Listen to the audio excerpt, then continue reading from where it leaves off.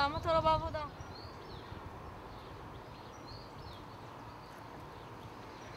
קרה משהו?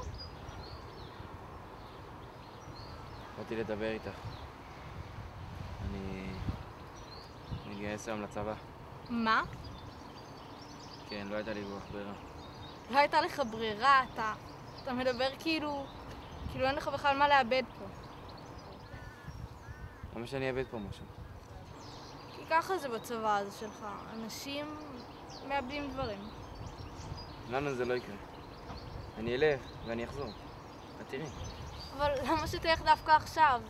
סוף סוף קיבלנו חדר משלנו, וחוץ מזה, מה עם אמא שלך?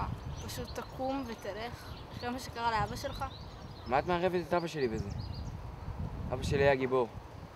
ואם צריך, אעשה בדיוק את מה שהוא עשה. ומה איתי? תשאיר אותי פה ככה לבד? אני דואגת לך, רועי. נראה לי שאת לא מבינה, מיכל. אני עושה את זה בגלל שאני דואג לך. דואג לקיבוץ, דואג למדינה, דואג לכולם. אם אנשים כמוני לא ילכו, אז מי ילך?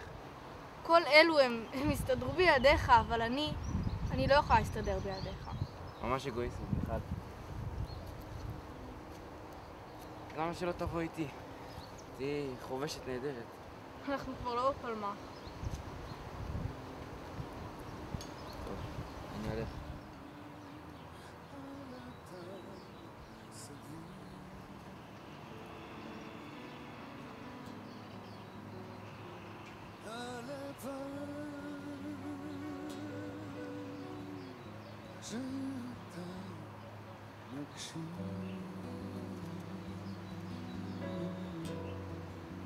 אולי בכל זאת תישאר?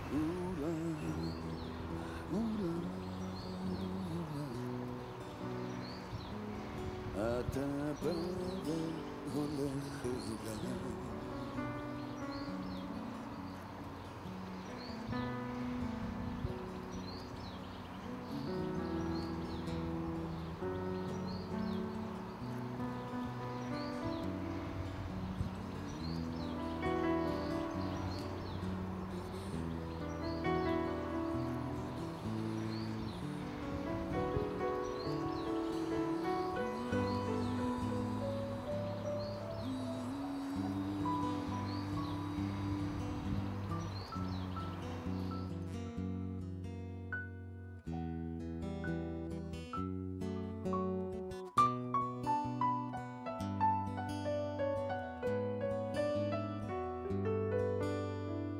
בדרכי הולכים איתי נופים וניגונים